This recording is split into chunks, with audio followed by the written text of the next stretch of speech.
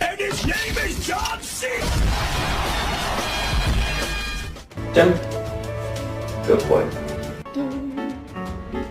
Do ba do.